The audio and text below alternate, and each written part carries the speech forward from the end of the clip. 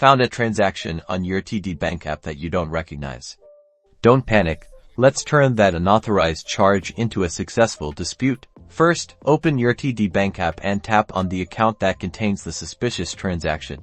Now, scroll through your recent transactions until you locate the one you want to dispute.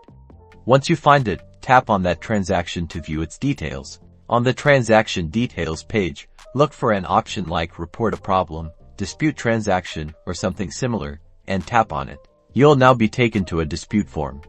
Carefully fill out all the required information, including the date the transaction occurred, the amount, and most importantly, a clear and concise explanation of why you believe the transaction is unauthorized.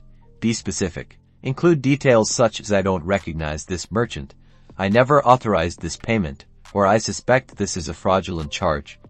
The more information you provide, the better. If you have any supporting documents, such as receipts or communication with the merchant, be sure to attach them to your dispute.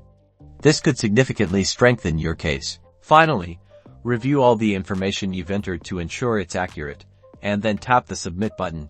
You'll receive a confirmation message. Keep an eye on your TD Bank app and email for updates on the status of your dispute.